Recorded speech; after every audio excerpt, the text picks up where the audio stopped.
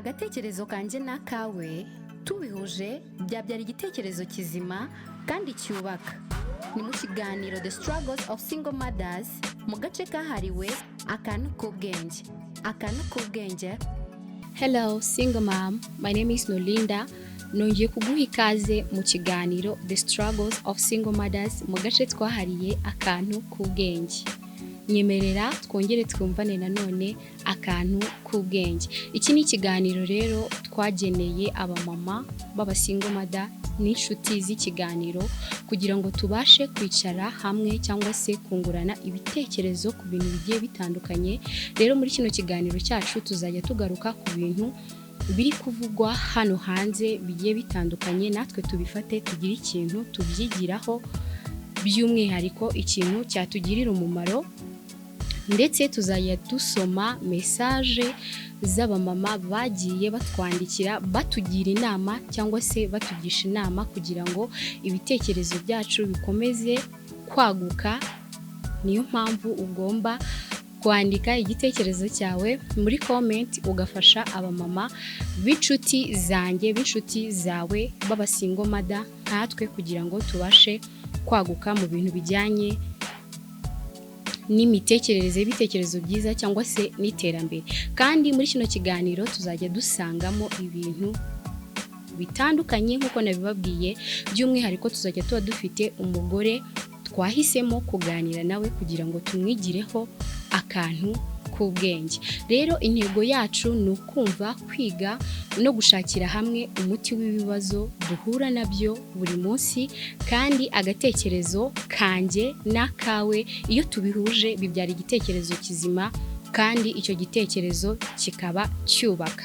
Rero ntwaye ikaze mu kiganiro nkwifuriza amahoro y'Imana mu bintu byose uri gucamo, kandi niba uri kunyura mu buzima bukugoye bugukomereye ihangane, kubera ko ibibazo bizashira nawe Imana igushyire mu bisubizo. Rero njyewe meze neza, niba utameze neza ukomeze kwihangana, ariko niba warakoze subscribe ndagushimiye cyane. Kandi niba ari n'ubwa mbere duhuriye mu kiganiro, ni byiza kuduha inkunga yawe kugira ngo ibiganiro byacu bigere ahantu hatandukanye cyane. Reka rero duhere ku makuru yacu atandukanye, ariko by'umwihariko ushaka kureba ibikorwa byacu ku mbuga nkoranyambaga zacu zigiye zitandukanye, wadukurikirana kuri Instagram Nolinda Bell, TikTok Nolinda Bell, ndetse n'iyi YouTube yacu turi kuvugiraho y'umubyeyi Denise, naho wadukurikirana. Ndetse aho hose wanahaca kugira ngo udusangize igitekerezo cyawe mu kantu k'ubwenge. Rero reka duhere ku makuru y'ingenzi nk'abasingle mother dukwiriye kumenya, ndetse n'ibintu turi buze kugenda tugarukaho. Turaza kugaruka ku gitabo Miss Naomi yanditse, ndetse tuze no kuvuga aho wagisanga kugira ngo ubashe kumenya ibirimo.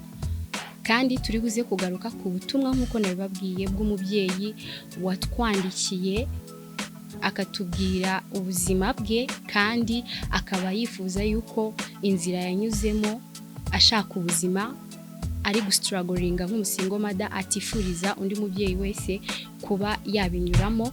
Ndetse turi buze no kugaruka by'umwihariko ku mugore twateguye ko tuza kuganiraho uyu munsi w'icyamamare muri aka gace kacu kahariwe akantu k'ubwenge. Rero mboneraho n'akandi kanya keza ko kwifuriza abantu bari mu gisibo, cyane cyane abayisilamu, ni ukuri mu masengesho yanyu mukomeze abasingle mother mubashyire imbere y'Imana, ndetse n'inshuti z'abasingle mother mukomeze mu masengesho yanyu kudushyiramo, ndetse n'abakatolike bari mu gisibo nabo bakomeze kudushyira imbere y'Imana, kuko natwe aho turi kubazirikana nk'uko nabibabwiye. Reka duhere ku makuru y'igitabo cya Miss Nishimwe Naomi. Yagishyikirije isomero ry'umujyi wa Kigali kugira ngo urubyiruko rwifuza gusoma inshuti z'ibitabo zibone icyo gitabo mu buryo buboroheye. Icyo gitabo rero ubu wagisanga mu isomero ry'umujyi wa Kigali. Ni igitabo yise More Than a Cloud. Ese nawe wifuza gusoma icyo gitabo? cyangwa ahubwo wowe nta nubwo ukunda gusoma, ariko nk'umusingo mada wagakwiye kuba ukunda gusoma kuko mu bitabo niho hantu haba hari ibintu byinshi by'ubwenge bigiye bitandukanye. Rero niba ukunda gusoma cyangwa se ukaba ufite inshuti yawe ikunda gusoma, icyo gitabo cya Nyampinga w'u Rwanda wa 2020 cyamaze kugera mu isomero ry'umujyi wa Kigali, wasimbuka nawe ukareba icyo yanditsemo. Akantu k'ubwenge podcast. Reka rero twerekeze ku makuru y'ingenzi atandukanye ari kuvugwa hano hanze, ariko by'umwihariko nyine adufitiye umumaro. Reka tuvuge ku iteka rya Minisitiri w'Intebe. Iteka rya Minisitiri w'Intebe rishyiraho ingano n'uburyo bwo gutanga umusanzu wo kwivuza ryagaragaje ko umusanzu w'ubwisungane mu kwivuza wiyongereye. Ese ubundi ugitanga mituweli, ubwisungane mu kwivuza? Abamama benshi, nago cyane abamama bakiri bato, urubyiruko, hari igihe tuba twumva ko ibintu bijyanye n'ubwishingizi bwo kwivuza cyane ama mituweli usanga abatatureba, ugasanga turi kuvuga ngo kwivuza muri prive nibyo bintu byiza cyangwa se nibyo bintu byihuta. Ariko uyu munsi muri iki kiganiro cyacu akantu k'ubwenge, nakubwira yuko kwivuza cyangwa se gushaka ubwishingizi bwo kwivuza hakiri kare bishobora kukurinda igihe ugeze mu bihe bikugoye bigutunguye, cyane ko iyo umuntu agiye kurwara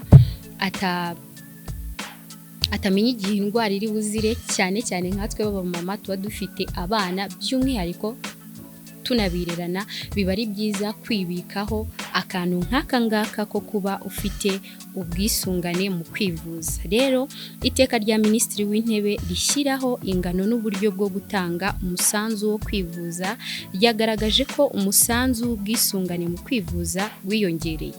Reka rero twumve uburyo wiyongereyemo bitewe na buri rwego buri munyarwanda yisangamo. Umunyamuryango wisanga mu rwego rwa mbere azajya atanga 4,000 kuri buri munyamuryango nyine umukomokaho. Hariho 1,000 cya leta yongeraho. Naho umunyamuryango wisanga mu rwego rwa kabiri nawe azajya atanga 3,000 n'igihumbi leta yongeraho, ni kuri buri munyamuryango. Umunyamuryango wisanga mu rwego rwa gatatu azajya atanga 5,000 kuri buri munyamuryango umubaruyeho. Umunyamuryango wisanga mu rwego rwa kane azajya atanga 8,000 nawe kuri buri munyamuryango. Umunyamuryango rero wisanga mu rwego rwa gatanu azajya atanga 20,000 kuri buri munyamuryango. Rero bitewe n'urwego urimo utangiramo ubwisungane bwawe mu kwivuza, ibi ngibi ukwiye kubimenya kare kugira ngo igihe cyo gutanga mituweli nikigera uzabe warabashije nawe kwishyura ubwishingizi bwawe bwo kwivuza. Nagiye mu muganda rusange, ibintu nk'ibi ngibi by'ubwisungane mu kwivuza babivugaho, ariko usanga abaturage bameze nk'aho batari kubyumva neza. Rero ibi ni ibintu umuntu aba akwiriye kumva kandi akitaho hakiri kare kugira ngo atazacikanwa, kandi yari afite uburyo bwo kugura mituweli de sante mu gihe gikwiye hakiri kare. Akantu k'ubwenge podcast. Mugire Bianca hashize iminsi atangaje ko ashimira Imana kubwo kumurinda impanuka yahuye nayo mu kwezi gushize. Yavuze ko rero ibihe yanyuzemo byamwibukije ko ubuzima ari bugufi. Ati, nagusubika inzozi zawe kuruta nagusubika inzozi zawe runaka ufite. Igihe ufite ni icya nonaha. Ati, meze neza kandi niteguye kugaruka nkomeye kurusha mbere. Aya ni amwe mu magambo umushyushyarugamba cyangwa se umunyamakurukazi Mugire Bianca ejo bundi yatangaje. Yavuze yuko nyine yahuye n'impanuka itari imworoheye, ariko iyo mpanuka yamukanguye kandi yamwigishije byinshi. Hari ukuntu umuntu aba ameze nk'aho asinziriye mu bintu, ari kunyuramo cyangwa se mu bihe arimo kubera ko nta kibazo afite. Noneho uko gusinzira kukakwibagiza ko nonaha ari wo mwanya ufite wo kuba wakora ikintu cyiza cyangwa se wo kuba watangira inzozi zawe ushaka kugeraho. Rero nawe nuko nguko yari ameze, wenda yari afite ibyo ahugiyemo cyangwa se yari afite ibintu bimurangaje, ariko kuba yarahuye n'impanuka Imana ikayimurindiramo ntibibe bibi cyane kurushaho, byatumye yongera kwita ku nzozi ze, ndetse akaba ari n'akantu k'ubwenge nashishikariza buri musingo mother wese uri kunyumva aho aherereye aho ariho hose, ko ari byiza gukanguka nonaha ugatangira kwita ku bintu byawe nonaha kuko ejo ntahabaho. Rero kandi yavuze yuko yiteguye kugaruka mu kazi ndetse akagaruka akomeye kurushaho. Mboneraho n'akanya keza rero ko kumwifuriza gukomeza kugubwa neza, niba ataranakira agakira neza kurushaho akagaruka mu kazi kuko abanyarwanda turacyamukeneye. Reka rero twerekeze ku nsanganyamatsiko ubundi yacu y'uyu munsi, y'umumama watwandikiye ubutumwa bwe atugira inama nk'abasingo mada. Reka nze mbasomere bimwe mu bintu yanditse kugira ngo tubashe kugira ikintu nawe tumwigiraho. Mbere y'uko nsoma ubu buhamya bwe reka ngire story mbanza kugutera. Hari umusingo mada twari tuziranye, akirangiza amashuri ye yisumbuye,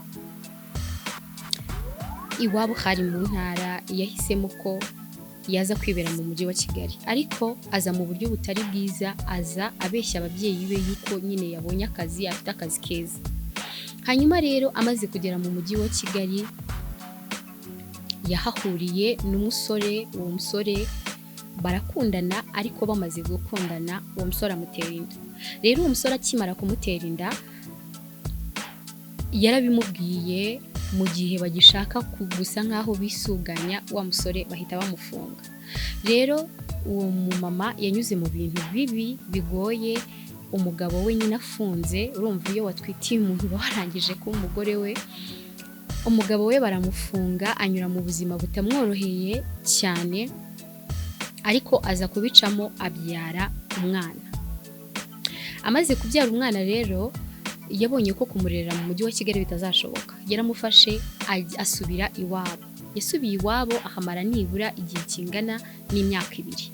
Amaze gusa nkaho yonsa umwana, usibye ko yanagarutse i Kigali umwana atarava ku ibere neza, yaragarutse yisubirira mu buzima bwe busanzwe, ariko nanone akomeza kubeshya ababyeyi be yuko afite akazi keza, afite nyine imirimo ari gukora, ariyo mpamvu nyine atari kurera umwana we, yaje gushaka ubuzima. Uko gushaka ubuzima kwe rero, yashakaga ubuzima mu nzira zitari nziza, ariko akanabivanga no gukora. Ejo ugasanga yakoze aha, ugasanga ejo bamwirukanye, ugasanga yahinduye ahandi ho gukorera, ariko ntabirambe. Mugasanga ahantu nyine nta nubwo yahakora igihe kingana nk'ibyumweru 2 bitewe n'imico ye itari myiza yari afite.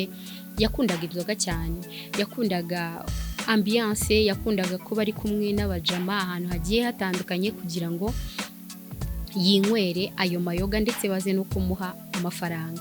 Rero umunsi umwe abayeho muri ubwo buzima, yaje gukena.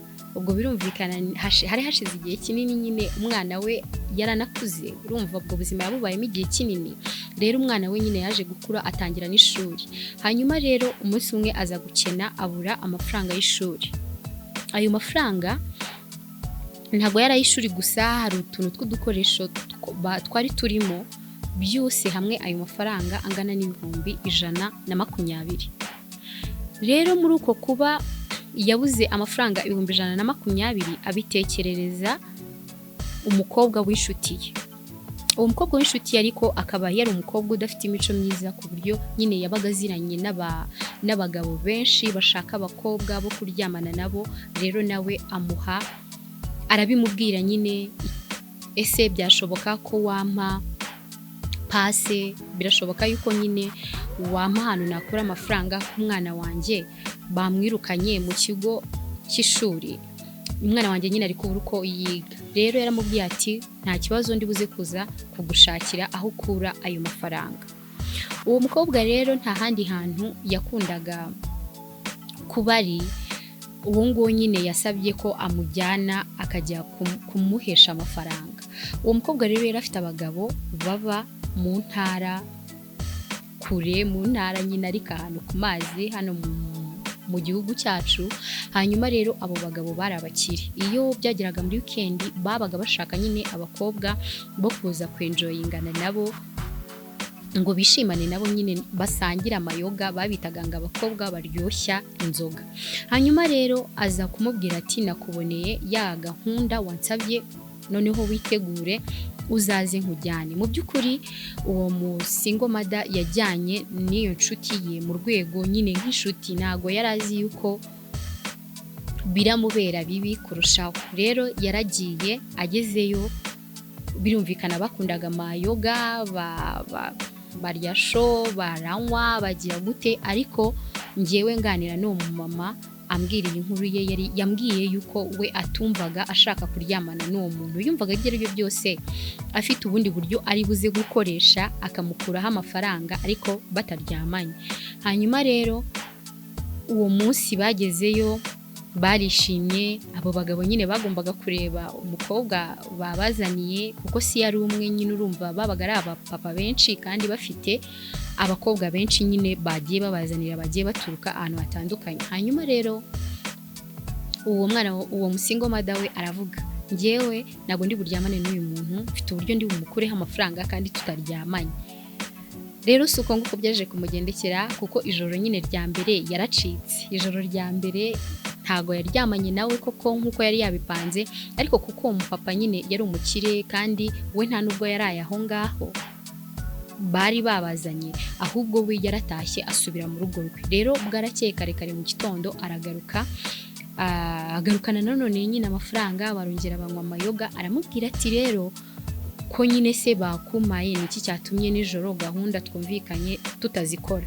Undi nawe rero aramubwira ati ngewe ntago izo gahunda numvaga twazikora kubera ko nari nasinze cyane. Ati dore rero ni mu gitondo n'ubundi nturanywa, reka umpe nyine ibyo bakuzaniye nanjye muhereze amafaranga. Mu by'ukuri uwo musingo mada ngo yumvaga atabishaka. Rero wa mugabo nawe yarasohotse ajya kubaza ya nshuti ye yamuzanye, ese ko wampaye umuntu wampaye akaba nta kintu na kimwe ari kwibwira? Mubyibuke turi mu kiganiro The Struggles of Single Mothers, mu gace kahariwe akantu k'ubwenge. Izi nkuru za bagenzi bacu tuba turi kuzumva kugira ngo utazagwa mu mutego undi yaguyemo, cyangwa se niba uri mu nzira zisa nk'izo ngizo kugira ngo ukebuke nawe ubivemo, utazahuriramo n'ibibazo bikomeye nk'ibya bagenzi bacu bagiye bahura nabyo. Rero uwo mukobwa yahise aza kureba nyine uwo musingo mada, aramubwira se ko wansabye ko wabuze minervare y'umwana, wibagiwe ikintu cyakuzanye? Undi nawe ati ntago nakibagiwe. Niki se gituma utari kuryamana n'uriya muntu kandi wambwiye yuko nkuha pase yo gushaka minervare y'umwana wawe? Ugomba kugenda ukaryamana nawe akaguhereza ayo mafaranga, ugataha ukajya gukemura ibibazo byawe. Umukobwa aravuga ati koko nicyo kintu cyanzanye hano, reka njye gukora icyo naje gukora. Hanyuma rero nyine yaragiye asanga wa mugabo mu cyumba yari arimo, ariko bari ahantu runaka nyine. Aragenda ajya, daringiye kwavuga aragenda nyine ajya amusanga aho ngaho bari. Hanyuma bagiye gutangira igikorwa cyabo, undi aramubwira ati se ko nta gakingirizo ufite?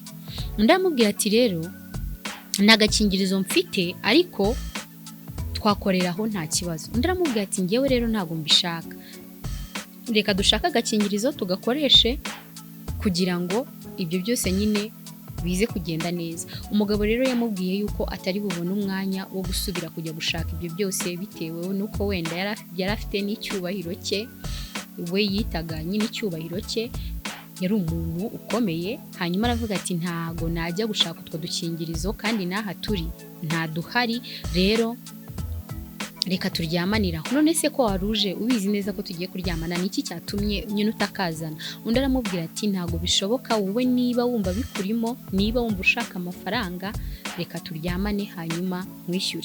Umukobwa rero uwo single mother rero yibutse yuko umwana we ari mu cyaro, yavuye ku ishuri kandi yaje aho ngaho ashaka amafaranga 120, aravuga ati nta kundi kuntu bigiye kugenda, uyu mugabo reka turyamane.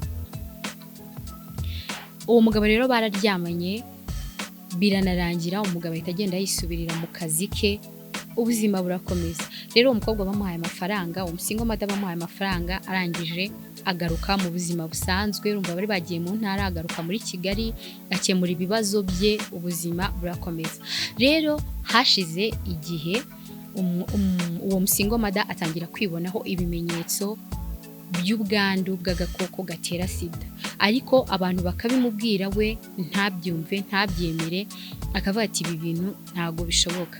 Rero rimwe yaje kubibwirwa n'umuntu usenga, aramubwira ati nyamara mbonye urwaye indwara ishobora kuba idakira, ikintu cyaba cyiza nuko wazajya kwisuzumisha ukabona uko ubuzima bwawe buhagaze. Wasanga waranduye ukihangana ukiyakira, kandi wasanga utaranduye ukirinda, kubera yuko ndabona ubuzima bwawe bushobora kuba buri mu kaga. Umwana w'umukobwa rero, uwo single mother yahise yibuka yuko yahuye n'ibihe bitoroshye, aravuga ati hariya hantu bishoboye kuba narahakuye ikibazo gikomeye. Rero yagiye kwa muganga arisuzumisha, amaze kwisuzumisha asanga afite agakoko gatera sida. Amaze gusanga afite agakoko gatera sida, kwiyakira biramunanira. N'ubusanzwe yarasanzwe yinywera amayoga, kwiyakira biramunanira, arakomeza noneho ayanywa kurushaho, arakomeza noneho afatiraho kurushaho, yanga kujya gufata imiti. Yarabibonye ko arwaye, ariko yanga kujya gufata imiti. Yanze kujya gufata imiti, noneho ubuzima bwe burushaho kuba bubi. Rero inshuti ze nizo zegeranye, yaje kugira nyine depression ikomeye, abantu bose batangira kwibona. Inshuti ze rero zaje kumwegera, nanjye ndimo turamuganiriza, hanyuma turamuherekeza ajya kwa muganga, atangira gufata imiti igabanya ubukana bwa sida. Ariko ibyo byose yari abikuye muri kwa kujya gushakisha mu nzira zitari nziza kugira ngo umwana we abashe kubaho. Rero wa mumama we uri kuntega amatwi, cyangwa se wa mubyeyi we rwose uri kuntega amatwi, mbere yuko ngusomera iyi nkuru, insanganyamatsiko nshaka ko tuganiraho, abamama tujya tugira ingeso itari nziza yo kwitwaza abana bacu, ugasanga uri gukora ibishoboka byose kandi mu nzira mbi kugira ngo umwana wawe abashe kwiga, kugira ngo umwana wawe abashe kurya, kugira ngo umwana wawe abashe kwambara. Ibyo byose ukabikora wiyoroshe yuko uri single mother. Muri aka gace kacu rero k'akantu k'ubwenge, nashaka kukuburira cyangwa se kukubwira yuko atari ingeso nziza cyangwa se atari inzira nziza yo kuba washakira amafaranga mu bintu byashyira ubuzima bwawe mu kaga kugira ngo ukunde ubashe urere umwana wawe. Hari igihe abantu bavuga ngo ndi single mother, ugasanga nyine wenda umuntu yirwa abirishisha ahantu hose, njyewe nifite umwana ndera, njyewe bimeze uku, ngomba gusambana kugira ngo umwana wanjye arye, ngomba kugira gutya kugira ngo umwana wanjye arye. Ugasanga ibyo bintu ntago ari ibintu byiza. Rero reka mbasomere ubutumwa single mother wacu nyine yatwandikiye, kugira ngo inzira uri gushakamo amafaranga nikubera inzira mbi, cyangwa se inzira uri gushakamo amafaranga niba wumva ari mbi, uyisohokemo hakiri kare kugira ngo utazahura n'ibibazo nk'ibyo nkubwiye bwa mbere, cyangwa se iby'uyu mukunzi wacu yatwandikiye, kugira ngo tubisomere single mother bari kumwumva. Nafunzwe imyaka 2, nsiga umwana wanjye afite umwaka n'igice. Ndekuwe nahise mpindura akazi, ubu mfite salon de coiffure i Gisenyi. uyu mumama rero afite ukuntu nyine yafunzwe. Uyu mumama yatorotse iwabo, yari umukobwa atoroka iwabo, hanyuma yigira mu mujyi wa Gisenyi. Urumva iwabo hari haturanye na Gisenyi, yigira mu mujyi wa Gisenyi. Ageze mu mujyi wa Gisenyi rero uyu mukobwa yahise akundana n'umugabo w'umukongomani, hanyuma rero amutera inda, barabana, ariko uyu mugabo aza kwitaba Imana, asigira uyu mumama inda y'amezi 7. Birumvikana rero ubuzima bwahise bugorana kubera ko nta kindi kintu we yagiraga akora. Muri uko kubura ikintu rero akora, yatangiye kujya ajya kwiga umwuga wo gusuka hariya mu mujyi wa Gisenyi, akajya atangira kujya ajya gusuka kugira ngo abone uko abona amata y'umwana. Rero igihe kigezemo hagati, amaze gusa nkaho amenyera umwuga ariko ataragira abakiriya be, yaje gusuka umumama. Uwo mumama abona ni umukobwa ufite inzozi nziza, ni umukobwa ushobora gutinyuka nyine gukora, ariko birumvikana yari afite umwana muto. Hanyuma rero aramubwira ati se ko ibi bintu byawe utarafatisha, ibi bintu byawe utarabona nyine uburyo winjizamo amafaranga mu buryo bwiza, nta kuntu waza nkakwihera akazi. Undi se akazi kameze gute? Undi aramubwira ati akazi nshaka kuguha ni akazi ko kujya ducuruzanya amaherena. Hanyuma rero uwo mubyeyi yahise yumva yuko ari byiza kandi bishobora kumwinjiriza amafaranga, ariko mu by'ukuri ntabwo yari azi ngo bazajya bacuruza ayo maherena mu nzira zimeze gute. Hanyuma rero nyine yahise ahagarika wa mwuga we wo kujya gusuka. Amaze kuwuhagarika, aragenda yisunga wa mumama, bakajya bacuruzanya, akajya amusiga akajya kurangura, akamusiga akajya kurangura, ariko bamaranye iminsi aramubwira ati nawe uzaze nkwigishe ukuntu bajya kurangura. Rero nta handi hantu bajyaga kurangura mu gihugu cy'abaturanyi, bagerayo bakarangura, ariko bakinjiza ayo maherena mu buryo bunyuranyije n'amategeko y'igihugu cyacu yemera. Hanyuma rero iyo bageraga muri icyo gihugu cy'abaturanyi kurangura, uwo mumama, uwo munyirabuja nyine yahagararaga ahantu kure, yamara kuhagarara akamubwira ngo guma aho ngaho wowe ntegereze mbanze ndangure ndaza. Mu by'ukuri yamukoreshaga nko kumutwaza, yaramutwazaga amaherena akayarangura, nawe akamutwaza bakabasha kwinjira.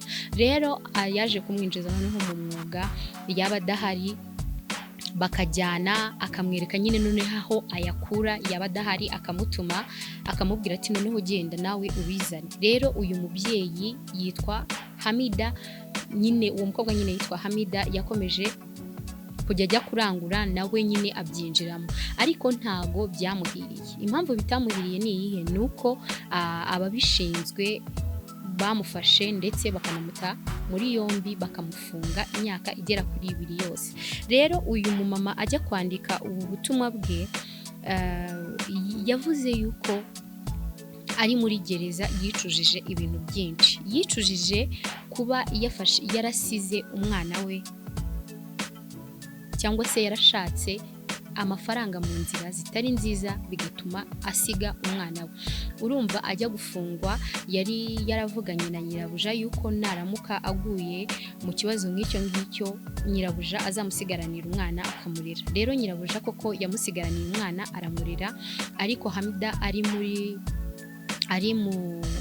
ari muri gereza yavuze yuko byamugoye cyane iyo yatekerezaga yuko umwana we ari mu maboko y'undi muntu, kandi mu bintu byamuturutseho nawe rwose ari ibintu byamubabazaga. Akababwira abamama bose bari kumutega amatwi nonaha, nanjye ndimo, yuko tudakwiriye gushaka amafaranga mu nzira zitari nziza cyangwa se mu nzira zinyuranyije n'amategeko kugira ngo abana bacu babeho.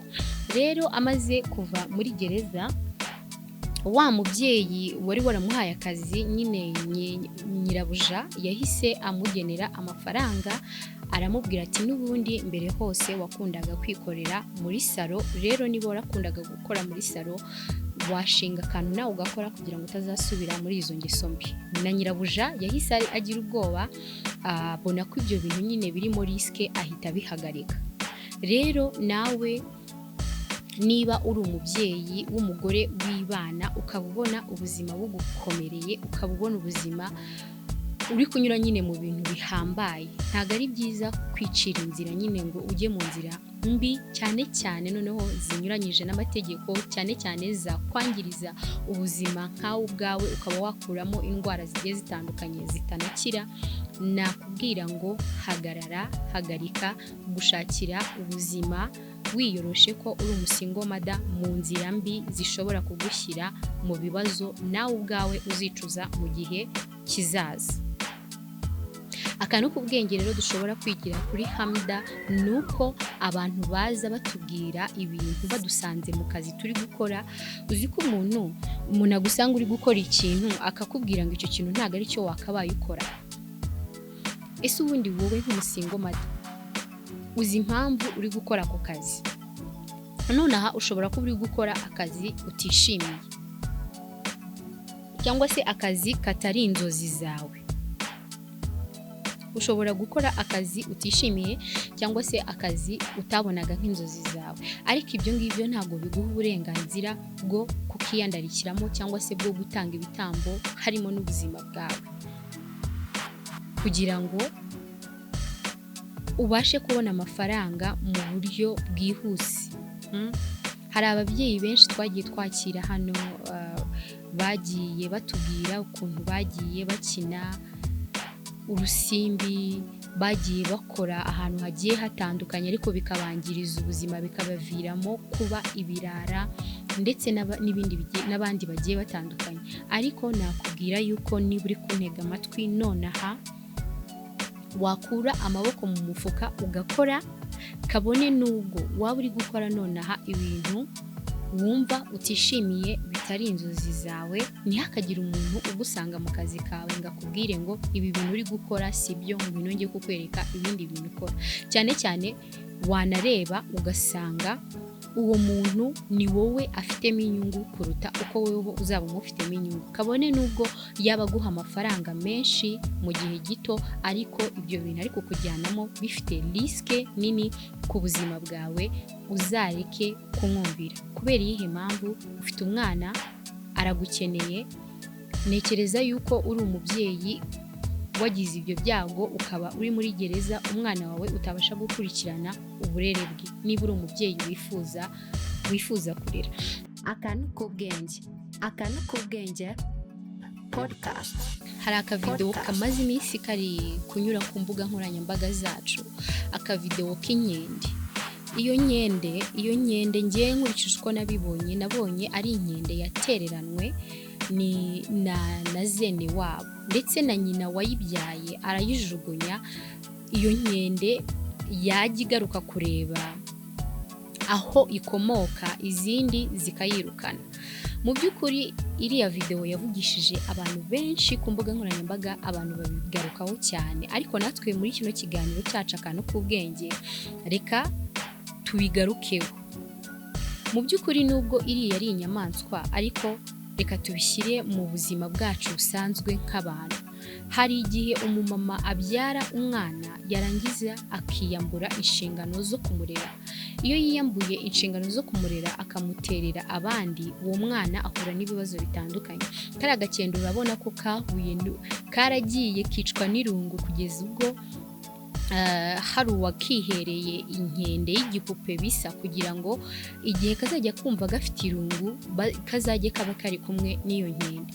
Rero natwe nk'ababyeyi b'abagore birerana abana, iyo turi kujya mu ngeso mbi cyangwa se iyo turi kujya mu mirimo mibi itatwubahishije cyangwa se yashyira ubuzima bwacu mu kaga, tuba turi kwiyambura inshingano zo kurera.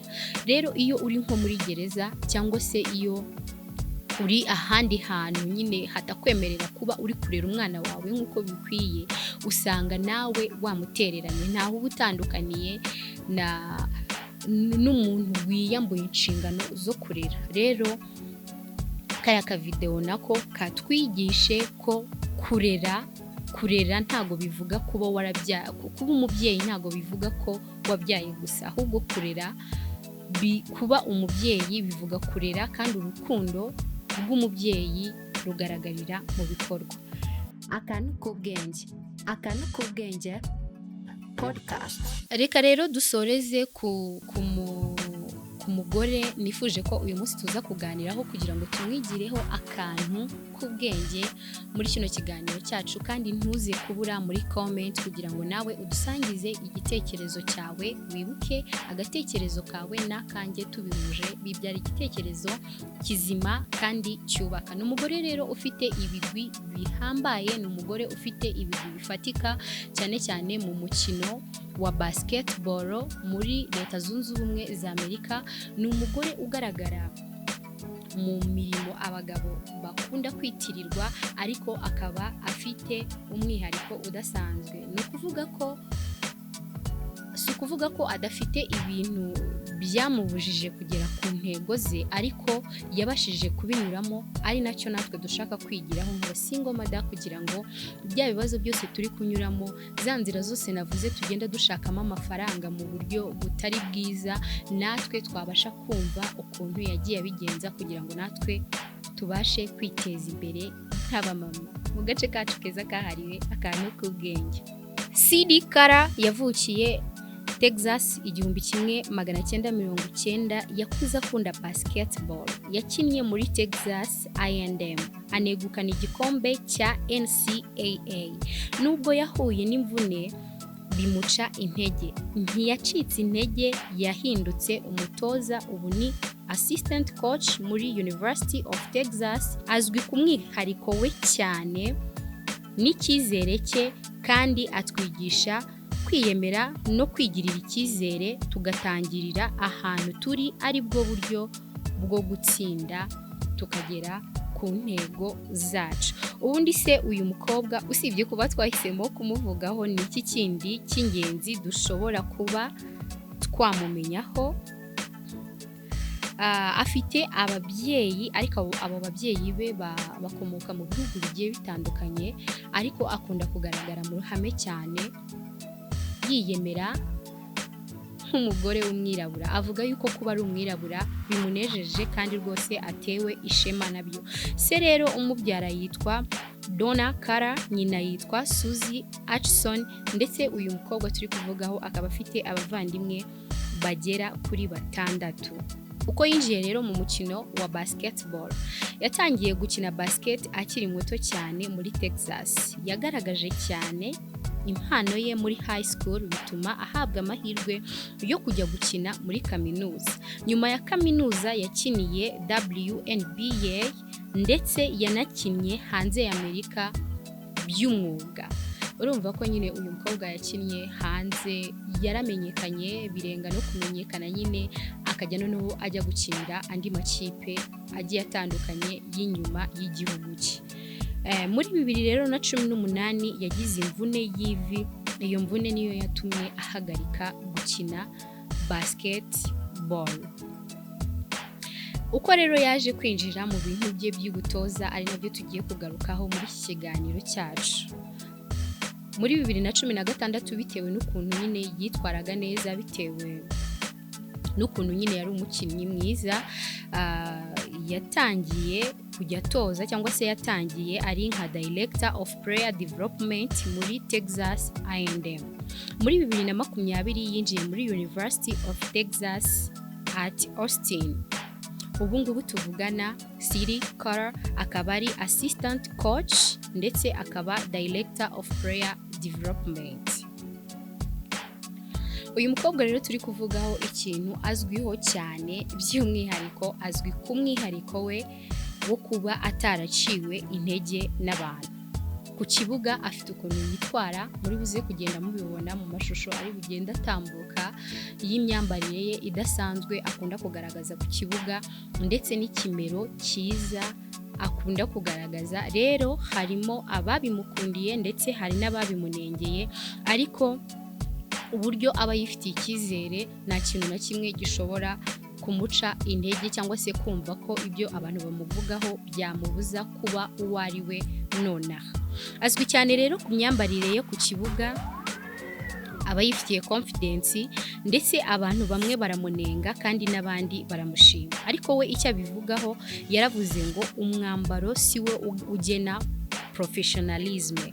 Umwambaro ntabwo ari ugena professionalisme ye, ahubwo kuba anoza umurimo we, cyane cyane ko umurimo we ugoye.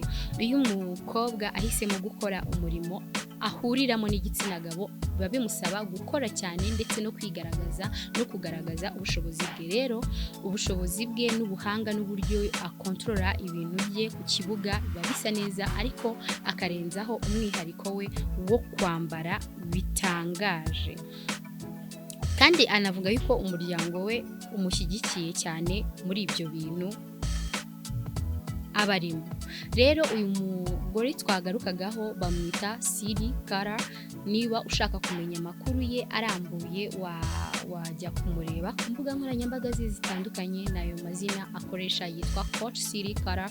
Nawe wamureba ukagira utuntu twiza tw'ingenzi tw'ubwenge umwigiraho. Ikintu rero twamwigiraho muri kano gace kacu k'ubwenge ni ukuvuga ngo umuntu iyo akora ikintu abagikunze.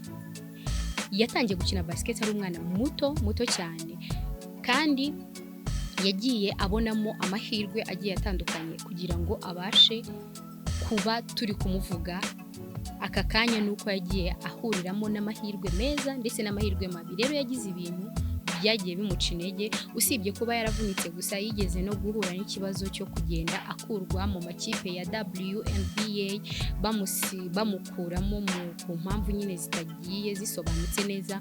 Ibyo bintu byose no kuba bamuvuga ku kibuga ati wowe wambara imyambaro y'abagore, wagakwiye kuba wambara imyambaro y'abagabo igihe uri ku kibuga. Nta coach ushobora kuza gutoza yambaye nk'uko nguko wambaye, yambaye inkweto ndende, yambaye amajipo magufi. Nyine uburyo yigaragaza ku kibuga ugasanga nabyo aramutse abaye ari umuntu utazi icyo ashaka cyangwa se umuntu utazi intego ye, byatuma abasha kureka kugera ku ntego ze bitewe n'abantu. Rero we ubwe yivugira yuko udakwiriye kuba uw'abantu bifuza yuko uba we, ahubwo ukwiye kuba wowe kugira ngo ugere ku ntego zawe. Kandi Siri Cara akaba ashishikariza abana b'abakobwa kwigira, kwiyubaha ndetse no kwigirira icyizere n'umwihariko wawe mu byo ukora, kuko ari byo bizagufasha kugera ku ntego zawe z'ubuzima.